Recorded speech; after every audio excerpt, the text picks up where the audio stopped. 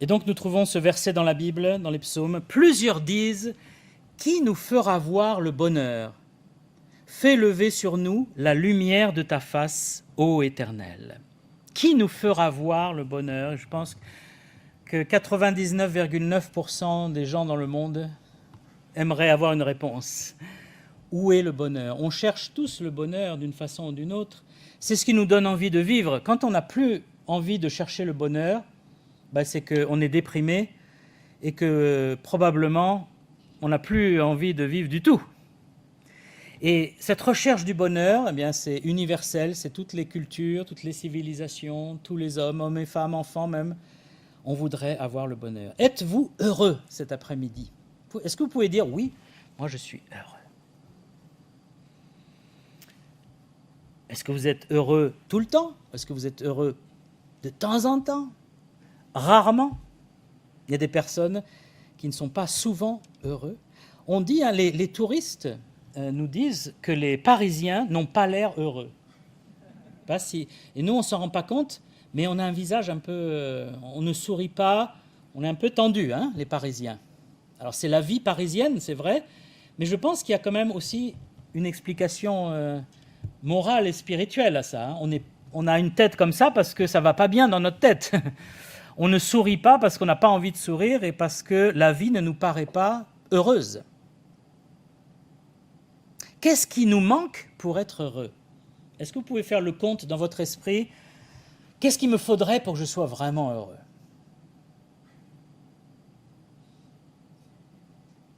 « 10 000 € par mois?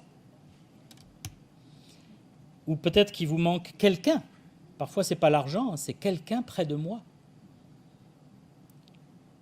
Ou peut-être c'est une addition de choses. Ah, si j'avais ça, ça, ça, ça et ça, alors là, ouais, je serais heureux. Et en français, il y a des proverbes sur le bonheur. Le premier que j'aimerais citer, c'est « L'argent ne fait pas le bonheur ». Vous connaissez? Mais il y contribue. Ça, c'est le proverbe français sur le bonheur. L'argent ne fait pas le bonheur, non, mais il y contribue. En fait, c'est une façon de retourner la chose, de dire oui, l'argent fait le bonheur. Et c'est vrai, quand on pense au bonheur, on voit les publicités pour la loterie nationale. Tu n'as plus besoin de travailler, ça y est, tu vis dans les Bahamas sur un bateau. Et c'est ça, cette image du bonheur vraiment superficielle qui nous est donnée, qui n'est pas le vrai bonheur, on va le voir. Il y a aussi un autre proverbe français, « Vivons heureux, vivons cachés ». Vous connaissez ce proverbe aussi. Sous-entendu, quand je suis caché, que personne ne me voit, au moins je suis tranquille. Ça fait penser à ce qu'avait écrit Jean-Paul Sartre, l'enfer, c'est les autres. C'est-à-dire, je serai heureux quand les autres ne seront pas là pour m'embêter. Ça, c'est l'individualisme très français, encore une fois. C'est quand même particulier à notre culture. Vivons cachés, que personne ne m'embête et ne me dérange. Je vis dans ma maison, derrière mon mur, mes tuyas ou tout ce que vous voulez. Je me cache et je sors de temps en temps la tête. Il y a des immeubles où les voisins ne se sont jamais parlé. Ils ne se sont jamais adressé la parole. Ils ne connaissent même pas qui c'est à côté. Il y a des gens qui sont morts. On les a trouvés parce que ça sentait mauvais 2 mois ou 3 mois après. Aucun voisin n'a essayé de voir si la personne était là. C'est abominable, l'individualisme. Vivons heureux, vivons cachés. Non. Le bonheur, justement, c'est aussi dans les relations. Mais les relations peuvent être compliquées, on est d'accord. Le calife de Cordoba, c'est quelqu'un que je ne connaissais pas avant d'étudier ce sujet. Mais en fait, c'est quelqu'un qui vivait, je pense, au 19e siècle, 20e siècle, à la cheval, donc en Espagne. Et il était calife, donc c'était quelqu'un qui était un musulman, immensément riche, une sorte d'émir, vous savez, comme il y a à Abu Dhabi ou dans les pays au Qatar. Voilà. Mais lui, ce n'était pas le pétrole, mais il était immensément riche. Et un jour, on lui a dit, avant sa mort, êtes-vous heureux? Avez-vous été heureux dans votre vie? Alors il a écrit, je suis calife depuis 50 ans. J'ai eu toutes les richesses, tous les honneurs, tous les plaisirs et les amis que je désirais. Et j'ai compté les jours où je fus vraiment heureux, en tout 14. Lui, il a pris la peine de compter les jours. Hein. 14, c'est pas beaucoup quand même. Hein. Et si nous, on se demandait combien de fois j'ai été vraiment heureux? Et en fait, c'est par rapport à notre définition du bonheur que ça cloche. Le mot bonheur, savez-vous d'où ça vient en français? C'est le bon heure. Alors, heure ne voulant pas dire l'heure, mais heure voulant dire le choc, vous savez? Heure, heurter. Et c'est une expression qui vient de ceux qui jouaient aux dés. Lorsque les dés se choquaient et donnaient le bon chiffre pour gagner de l'argent, hein, quand on jouait aux dés, on avait un bon heure. Et c'est passé dans la langue française le bon heure. Donc c'est la chance toute absolue, hein, parce qu'il n'y a pas beaucoup de stratégie dans le jeu de dés. Hein, tu lances et c'est tout. Hein. Et j'ai regardé la définition du dictionnaire français, le Robert. Bonheur, première définition, chance. Voilà. Deuxième définition, plus intéressante, état de la conscience pleinement satisfaite. Et ça, je trouve que c'est intéressant. Parce que dans la Bible, on parle beaucoup du bonheur. Beaucoup, beaucoup. Il y a énormément d'expressions. Heureux, heureux, heureux. Et même si vous connaissez un peu l'histoire de Jésus, vous savez que sur le sermon sur la montagne, il a fait ses béatitudes. Béatitude, ça vient du latin, hein, d'être heureux. Il a dit « Heureux les pauvres en esprit ». Heureux lorsqu'on vous persécutera. Et là, déjà, on commence à être choqué un petit peu. Moi, j'aurais imaginé heureux ceux qui ont plein d'amis, heureux ceux qui sont riches, heureux ceux qui sont en bonne santé. Pas du tout. Heureux les pauvres en esprit. Déjà, on ne comprend pas. Qu'est-ce qu'il veut dire, pauvres en esprit? En fait, l'idée, c'est quand même les humbles. Ceux qui sont humbles d'esprit. Ce n'est pas les débiles mentaux, comme on l'interprète souvent en français. Heureux les esprits humbles. Heureux lorsqu'on vous persécutera. Alors là, c'est bizarre. Non. T'es persécuté, t'es pas heureux. Regardez ce qu'il a vécu, notre frère, avec ses propres parents. Et pourtant, si Jésus l'a dit, c'est qu'il y a une vérité derrière. On va essayer de le comprendre après. Dans la Bible, il y a un mot en hébreu, dans l'Ancien Testament, qui est écher.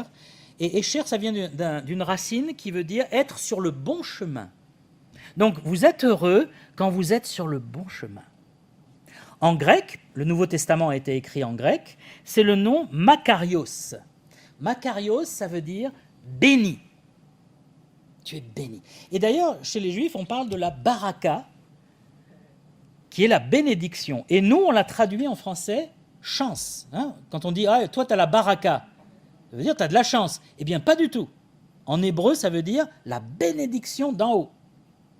De Dieu, bien sûr. Et donc, c'est ça aussi qui nous a troublés, qui nous a rendus confus, c'est qu'on pense que le bonheur, c'est quelque chose qui doit venir de l'extérieur et que c'est un coup de chance quand il y a une conjugaison d'événements merveilleux. C'est-à-dire, le même jour, quelqu'un te dit qu'il t'aime, tu reçois une erreur de la banque en ta faveur, tu hérites de 3 maisons et 5 voitures, et le même jour, tu as tout ça, alors là t'es content, là, t'es heureux. Mais après, le reste de ta vie, bon... Et en fait, le bonheur, ce n'est pas quelque chose comme ça qui vient, un coup de chance, un bonheur, un truc de l'extérieur. Ce qu'on découvre en lisant la Bible, c'est que le vrai bonheur, c'est un état de la conscience qui est satisfaite, c'est vraiment quelque chose d'intérieur. Une conscience satisfaite ne l'est pas par hasard. Parce que si vous laissez faire le hasard, vous n'allez pas être satisfait. Le hasard fait mal les choses, contrairement au proverbe. Le hasard, il va vous mettre dans des situations pas possibles.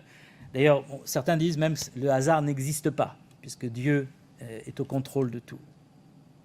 Non, une conscience satisfaite, c'est quelqu'un qui a décidé, qui a fait certains choix et qui a rencontré une bénédiction d'en haut qui le fait marcher sur le chemin de bonheur, le bon chemin.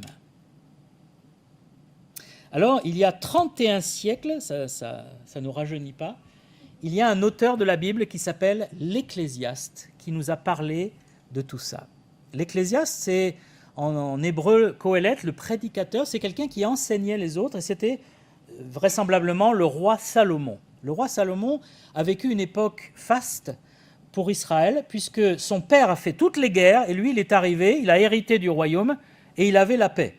Non seulement il avait la paix, mais il avait la prospérité, il avait le pays le plus large qu'il ait jamais eu en Israël, du Liban jusqu'à l'Égypte, et il avait toutes les nations alentours qui venaient donner des cadeaux, une sorte d'impôt, et il avait des tonnes d'or qui arrivaient chaque année, des bois précieux, de l'argent. Il avait une fortune pour lui et pour le royaume. Il avait une maison lambrissée, il a construit le temple, etc. Et dans son livre qui s'appelle l'Ecclésiaste, il écrit, et sa conclusion à la vie, c'est, vous connaissez certainement l'expression, vanité des vanités, tout est vanité. Donc voilà quelqu'un qui a vécu vraiment ce que nous, on pense être le bonheur, et il dit, tout ça, c'est du vent. Parce que vanité, c'est aussi l'idée, c'est du poursuite du vent. Alors, il nous aide un peu à y voir clair, parce que nous, on aimerait comprendre pourquoi on n'est pas pleinement heureux. Pourquoi je ne suis pas plus souvent heureux? Comment chercher le bonheur au bon endroit? Comment découvrir les secrets du bonheur un petit peu? Et je ne veux pas faire du marketing, j'ai horreur de ça. Vous savez, les livres, les secrets pour être riche, les secrets pour être ceci, les secrets pour être cela. Je ne veux pas tomber du tout là-dedans. Mais il y a quand même des clés, si on peut dire, selon la Bible, selon la parole de Dieu, qui font qu'un chrétien peut être heureux et que quelqu'un qui n'est pas chrétien peut devenir heureux. Alors l'Ecclésiaste dit, mais en fait, on cherche tout ça au mauvais endroit. Et je vais lire un passage, Ecclésiaste 2, 4 à 11.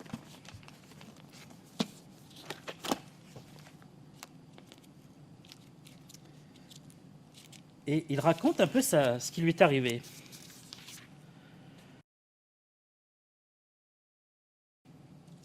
J'exécutais de grands ouvrages, je me bâtis des maisons, je me plantais des vignes, je me fis des jardins, des vergers, j'y plantais des arbres fruitiers de toute espèce, je me créais des étangs pour arroser la forêt où croissaient les arbres.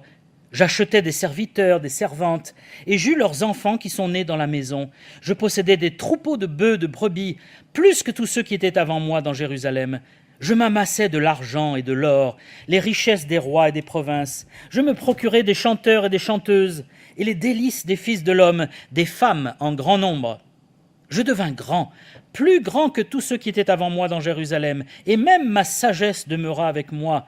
Tout ce que mes yeux avaient désiré, je ne les en ai point privés, car je n'ai refusé à mon cœur aucune joie, car mon cœur prenait plaisir à tout mon travail, c'est la part qui m'en est revenue. Puis, j'ai considéré tous les ouvrages que mes mains avaient faits, et la peine que j'avais prise à les exécuter, et voici, et à chaque fois il revient à ça, tout est vanité et poursuite du vent. Il n'y a aucun avantage à tirer de ce qu'on fait sous le soleil. Son témoignage est fort parce qu'il avait les moyens de faire tout ce que son cœur désirait. Moi, je n'ai pas les moyens. Il voit un yacht. Ah, il me plaît bien. Allez, un chèque, boum, il a le yacht. Il voit un château, une villa à 1 million, 3 millions d'euros. Allez, elle me plaît. Pfft, il signe. Il y a des gens comme ça, vous savez. Il y a des gens, ils n'ont même pas assez de temps pour dépenser tout l'argent qu'ils gagnent. Ils n'arrivent pas à aller assez vite.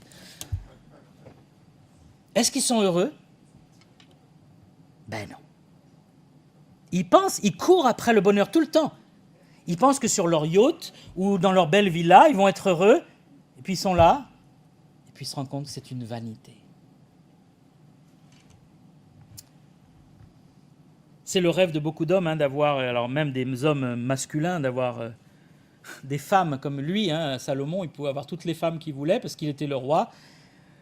Et il a commis beaucoup de péchés à cause de ces femmes. Au lieu de garder sa femme, il a été vers plein de femmes et de concubines et ça l'a éloigné du bonheur. Non pas que les femmes nous éloignent du bonheur, mais de pécher, de désobéir à Dieu nous éloigne du bonheur. Il dit, dans d'autres passages de l'Ecclésiaste, il dit « Je n'ai pas trouvé le bonheur dans la philosophie. Je n'ai pas trouvé le bonheur dans la folie. » Il a même essayé la folie. Il faut voir où il est allé, lui. Je n'ai pas trouvé le bonheur dans le travail. Il nous dit, qui ne rêve pas d'avoir un jardin gigantesque, de créer son jardin? Ça ne vous donne pas envie, ça? D'avoir une belle maison et un jardin gigantesque, et vous pouvez planter ce que vous voulez, vous êtes là. Tiens, j'aimerais bien un saule, là, oui, et puis là, un chêne, et puis... Ah, c'est génial, c'est à toi tout ça, c'est toi qui diriges tout ça, tu es ton propre Dieu. Il dit non, ça ne donne pas le bonheur. Les plaisirs? Non, ça ne donne pas le bonheur. La richesse? Non, ça ne donne pas le bonheur. C'est un chrétien du IVe siècle, il s'appelait Augustin d'Hippone, qui a écrit « Il y a dans le cœur de l'homme un vide, et ce vide a la forme de Dieu. » C'était intéressant ce qu'il a écrit, parce qu'on a tous un vide qu'on cherche à combler. On cherche à combler parfois par le succès, par l'argent, on cherche l'amour, on cherche la gloire, on cherche à dominer les autres parfois, on cherche la guerre, on cherche plein de choses, parce qu'on a un vide. Mais rien de tout ça n'arrive à combler ce vide, parce que ce vide, il a une forme particulière. C'est un peu comme un puzzle, hein. Vous aimez les puzzles? Si vous n'avez pas la bonne pièce, la dernière là, il faut avoir la bonne forme, hein, exact. Et là, il y a un puzzle vide et il n'y a que Dieu qui peut le combler. Qu'est-ce qui fait que notre conscience n'est pas pleinement satisfaite? Et là encore, Salomon nous le dit, hein, il parle de la mort, il dit il y a la mort à chaque fois. La mort. Tu travailles, tu fais plein de choses de ta vie, peut-être même tu réussis ta vie, tu accomplis plein de choses et puis tu meurs. Et puis tes enfants derrière, bon, ils gâchent tout souvent. Ça le désespérait de penser que ses enfants allaient tout gâcher après lui. Et c'est vrai, 20 ans après notre mort, qu'est-ce qui pense encore à nous? Pas grand monde, hein? C'est désespérant quand même. Vous vivez votre vie, vous faites plein de choses, peut-être vous aidez plein de gens, vous mourrez, et puis au bout de 20 ans, vous êtes oublié. Votre tombe, là, personne ne met de fleurs. C'est ça la vie. C'est pour ça que Dieu nous a créés. Non, il y a autre chose. Il y a autre chose. Il y a aussi ce qui trouble, nous empêche d'être heureux, c'est la culpabilité. Cette culpabilité qui nous empêche de bien dormir, d'être en paix. On a toujours ce remords, ces regrets. J'aurais dû faire ça. J'aurais pas dû faire ça. Ça nous empêche d'être heureux. Il y a aussi l'injustice. Des fois, on subit des injustices ou on cause des injustices. Et tout ça nous empêche d'être heureux. L'homme moderne recherche le bonheur instantané. On est dans l'instantané, hein. Il faut que tout vienne, c'est le fast-food, je veux mon sandwich dans 1 minute chrono, je veux tout de suite avec mon téléphone, il faut que ça sorte tout de suite. Hein. Et le bonheur, c'est pareil, il faut que ça vienne tout de suite. Mais ce n'est pas comme ça que ça marche, parce qu'il y a plein d'autres choses, plein d'autres facteurs. Et on a même une mauvaise attitude, on essaie de cacher la mort, par exemple. D'y penser le moins possible, parce que la mort, ça vient troubler mon bonheur instantané. Je suis là, je suis dans une fête foraine, par exemple, je m'amuse, je mange une pomme d'amour ou de la barbe à papa, je rigole, on s'éclate, et puis quelqu'un va me parler de la mort. Ah non, pitié, viens pas troubler mon problème. Et c'est l'Ecclésiaste qui a écrit cette phrase étonnante, il vaut mieux être dans une maison de deuil que dans une maison de fête. Pourquoi est-ce qu'il a dit ça? Parce que dans la maison de deuil, tu penses à la réalité de la vie. La réalité de la vie, c'est qu'on va tous mourir. Et on a beau le cacher, on a beau mettre les gens, les évacuer et les brûler, les mettre dans une urne, on va mourir. Et c'est ça qui gâche notre bonheur. Sauf s'il y a une résurrection. Sauf s'il y a une vie après la mort. Et c'est ce que la Bible, et c'est ce que Jésus-Christ, bien sûr, a prouvé en ressuscitant des morts. Comment trouver le bonheur? Quel est le secret du bonheur selon la Bible? J'aimerais vous lire un premier verset, Proverbe 16, 20. Proverbe 16, 20. Celui qui réfléchit sur les choses trouve le bonheur, et celui qui se confie en Dieu est heureux. Donc ce premier verset nous dit qu'il faut quand même réfléchir pour trouver le bonheur. Qu'est-ce qu'il veut dire par réfléchir? Pas juste réfléchir dans le vide. Réfléchir sur soi. Qui suis-je? Est-ce que je suis juste? Est-ce que je suis bon? Est-ce qu'il y a un Dieu? Je vois la nature là qui est extraordinaire. Est-ce qu'il y a un créateur? Il arrive des choses dans ma vie. Est-ce que c'est le pur hasard? Ces coïncidences qui arrivent, est-ce que c'est un pur hasard ou est-ce qu'il y a quelqu'un derrière qui est en train de me montrer, de me parler? Réfléchissez sur les choses et vous trouverez le bonheur. Et puis il dit, celui qui se confie en Dieu est heureux déjà. C'est même pas qu'il le trouve là, il l'a. Parce qu'il se confie en Dieu. Pourquoi quand on se confie en Dieu, on est heureux? Parce qu'on se confie dans quelqu'un qui sait tout, quelqu'un qui est plus fort que tout, quelqu'un qui nous aime plus que personne. Et quand on veut être son propre Dieu, et moi je n'ai pas besoin d'un Dieu, je suis mon propre Dieu, on est malheureux. Il faut choisir. Tu es ton propre Dieu, tu es malheureux, ou tu te confies en Dieu et tu es heureux. Un autre verset, Psaume 34, 12 à 14. Là aussi c'est un peu inattendu. Psaume 34, 12. Je vous enseignerai la crainte de l'Éternel. Quel est l'homme qui aime la vie, qui désire la prolonger pour jouir du bonheur? Préserve ta langue du mal et tes lèvres des paroles trompeuses, du mensonge. Éloigne-toi du mal et fais le bien, recherche et poursuis la paix. Voilà un élément pour être heureux. Les gens qui sont heureux sont des gens qui bénissent les autres. Tous ceux qui sont toujours en train de critiquer, de mentir, de calomnier, d'utiliser leur langue pour blesser les autres, pour dominer les autres, pour leur faire du mal, ils ne peuvent pas être heureux. Ce n'est pas possible. Et en plus, ils rendent les autres malheureux. Mais il dit, si tu recherches et si tu poursuis la paix, si tu gardes ta langue, mais vous allez me dire, mais comment peut-on garder sa langue? Ma langue, elle marche toute seule. Des fois, quand j'ai parlé, je me dis, j'aurais jamais dû ouvrir la bouche. Et là encore, la foi en Dieu a un rôle. Je sais que depuis que je connais le Seigneur, qu'il est dans ma vie, il garde ma langue. Il m'aide à apprivoiser, à ne pas dire n'importe quoi, mais à dire des choses qui font du bien, édifiantes. Un autre verset, Psaume 32. Heureux celui à qui la transgression est remise, à qui le péché est pardonné. Heureux l'homme à qui Dieu n'impute pas son iniquité. Le bonheur, c'est dans le pardon, d'être pardonné. Quand je suis venu à Christ, j'étais un athée, un blasphémateur, anticlérical, mais j'avais la conscience lourde. Et quand on m'a expliqué la bonne nouvelle de Jésus-Christ, j'ai compris que je pouvais trouver auprès de Dieu le pardon, et surtout je pouvais être réconcilié avec ce Dieu que je haïssais jusque-là.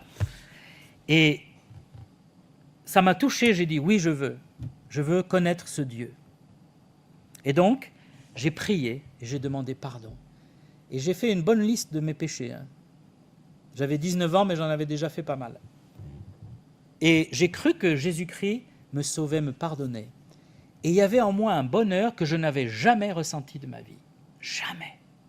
Pourtant, j'avais fait la fête, je peux vous dire, la fête, ça me connaissait. J'étais un étudiant encore, Mais les fêtes, ça n'arrivait même pas à la cheville de ce bonheur. C'était un bonheur d'une conscience satisfaite, pardonnée, sauvée.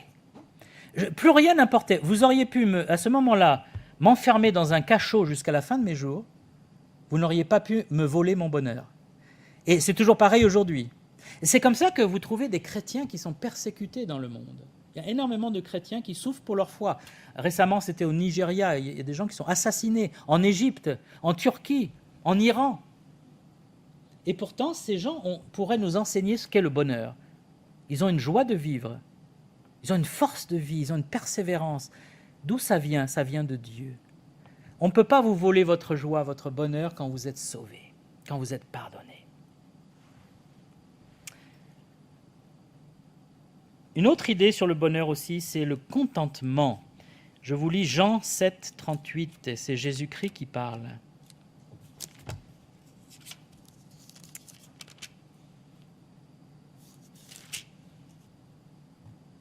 Voilà, il dit, « Si quelqu'un a soif, qu'il vienne à moi et qu'il boive.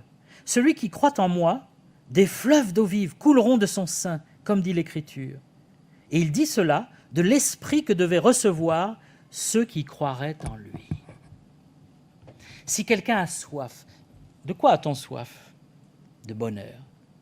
De quoi a-t-on soif? D'amour, de justice parfois, de pardon. Et Jésus dit, quelqu'un a soif? Qu'il vienne. Et des fleuves d'eau vive couleront. Il ne dit pas, je vais étancher sa soif seulement. Il va dire, ça va être tellement fort ce que tu vas recevoir. Ça va être des fleuves qui vont sortir de toi. C'est quoi ces fleuves? Il dit, c'est l'Esprit de Dieu que tu recevras. Cet esprit d'amour, de joie, de paix, de bonté, de justice. Tout ça, ça va déferler. Et c'est ce bonheur-là que Dieu promet. Ce n'est pas un bonheur éphémère, ce n'est pas un bonheur de circonstance. Ça vient de l'intérieur, encore une fois, de votre sein, il dit. Des fleuves d'eau vive couleront de votre sein, de votre intérieur. Parce que quand Dieu vient dans votre vie, quand Jésus-Christ devient votre sauveur, il y a des fleuves d'eau vive. Et il y a ce contentement. En France, et il n'y a pas qu'en France, mais on est quand même très fort pour se plaindre. Toujours en train de se plaindre. Donc si quelqu'un fait ça comme ça, on n'est pas content, mais s'il fait de l'autre côté, on n'est pas content non plus. C'est pour ça que les hommes politiques s'arrachent les cheveux, ils n'arrivent plus à savoir ce qu'il faut faire. Comme disait De Gaulle, la France est ingouvernable. Alors je ne crois pas que ce soit vrai, mais elle est quand même difficile. Et on se plaint. Et si on goûtait un tout petit peu au contentement, de dire merci pour ce que j'ai. Quand on a fait des voyages en Afrique avec mon épouse, on a été au Cameroun pour aider des chrétiens dans la brousse, pour leur enseigner la Bible et puis pour leur apporter des médicaments et de la littérature chrétienne. On a découvert la vie en brousse. Et donc, le soir où on est arrivé, on a pris une voiture, on a roulé jusqu'à la nuit. La nuit tombe très vite dans la forêt équatoriale. Et on s'est retrouvé dans les ténèbres, vraiment dans une forêt. Il n'y avait que les phares de la voiture. Et puis on arrive dans un village, au milieu de nulle part. Et là, il y a des cases. Je me dis, oh là là, waouh. Vous sortez de Paris, vous arrivez là. Choc culturel. Et puis, un accueil extraordinaire. Des gens d'une gentillesse, d'une joie de vivre. Et puis, ils disent, bon, vous allez dormir là. Donc, il y avait une paillasse. Pas de problème, on avait chaud. De toute façon, on n'avait pas besoin de drap ni rien. Et puis, il y a la douche. Oh, super, génial. Et donc, il ouvre la porte. Et moi, j'attends, vous savez, le pommeau de la douche avec le robinet. Et il n'y a pas de pommeau, il n'y a pas de robinet. Il y a un seau par terre. Et c'est les enfants qui vont chercher l'eau au marigot d'à côté et qui vous le ramènent dans le seau. Les pauvres, c'est très lourd. Et vous vous lavez avec l'eau. Mais moi, je suis un Parisien, moi. Je suis un Parigot. Ne parlons pas des toilettes. Où en plus, là, on a vécu plusieurs semaines, il y avait une ruche, enfin, un nid d'abeilles qui avait élu domicile dans les toilettes. Alors, on n'a jamais été piqué, parce que les abeilles ne sont pas forcément agressives, mais vous ne restez pas longtemps dans les toilettes, quand vous entendez bzz, bzz, bzz. Et moi, le Parigot, élevé un peu dans du coton, j'ai découvert ce que c'est la vraie vie, on peut dire, dans la nature. Et en fait, j'ai pris goût, quelque part, au sens où j'étais heureux d'être là-bas. J'étais heureux avec eux. J'étais pas là, vous savez, comme certains gens un peu gâtés qui, oh là là, il n'y a pas d'électricité, il n'y a pas le wifi, il n'y a pas. Ça m'était complètement égal qu'il n'y ait pas d'eau courante. J'étais content d'être là parce qu'il y avait la vraie vie. Il y avait des vraies relations humaines. Il y avait cette joie de vivre, cet humour camerounais ou africain. Qu'est-ce qu'on a pu rire ensemble et qu'est-ce qu'on a pu vraiment être heureux. Et pourtant, ils étaient d'une pauvreté dans ce village. Hein. Et ils avaient leurs soucis, leurs problèmes, bien sûr. Mais c'est pour vous dire que le bonheur n'est pas dans les choses matérielles. C'est dans cette conscience qui est contente, dire merci pour ce que j'ai. Quand aujourd'hui, depuis ce jour-là, quand je me sers de l'eau, ou quand j'ouvre le robinet, je dis merci Seigneur pour l'eau. Et en plus, à Paris, l'eau est potable. Il y a beaucoup de villes où c'est même pas potable. Hein. On a une chance. Et là, on est là, oui, la facture, le machin, on est toujours en train de se plaindre. Mais juste remercie Dieu pour tout ce que tu as. Et déjà, tu seras heureux. Et voilà ce que Dieu veut faire dans notre vie. Il veut nous donner le vrai bonheur. Alors ça ne veut pas dire qu'on est souriant toute la journée, toute la semaine, qu'on n'a jamais aucune épreuve. On sait bien qu'un chrétien, il a des épreuves comme tout le monde, et parfois plus. Mais il y a ce bonheur intérieur d'être sauvé, que la mort n'est plus ce terminus horrible, que je vais ressusciter parce que Christ est ressuscité. Moi aussi, je vais vivre éternellement. Et puis, si j'ai fait une faute, je peux être pardonné. Ça, c'est merveilleux d'être pardonné. Si je ne sais pas quelle décision prendre dans ma vie, Dieu peut me montrer là où je dois aller. Je peux être guidé par Dieu. Ça vous donne une paix, un bonheur. Vous n'êtes pas dans le brouillard permanent. Et si il me manque quelque chose, je sais que Dieu peut combler ce manque. Parfois, on perd quelqu'un de cher. Parfois, on se retrouve seul. Parfois, on perd ses biens matériels ou on perd des choses vraiment importantes. Mais si Dieu est dans votre cœur, il arrive à combler. On ne peut pas remplacer quelqu'un, mais Dieu peut vraiment consoler et vous garder dans ce bonheur. Heureux l'homme à qui Dieu n'impute pas les péchés. Heureux l'homme qui se confie en Dieu. Et qui nous fera voir le bonheur? Eh bien, je vous dis, c'est Christ, c'est Jésus-Christ qui nous fera voir le bonheur. Il y aurait énormément de choses à dire, bien sûr, sur le bonheur. C'est un vaste sujet. Mais je voulais résumer avec cette idée. Ce n'est pas un coup de chance avec des bénédictions matérielles. Le bonheur, ça se passe à l'intérieur. Et il faut régler ce qui ne va pas à l'intérieur. Ma culpabilité, ma relation avec Dieu. S'il n'y a pas de relation avec Dieu, il y a ce vide que rien ne peut combler. Mais quand tout ça est comblé, alors on a une certitude, une assurance, une joie de vivre. Et on peut vraiment dire adieu à la tristesse, adieu au malheur surtout.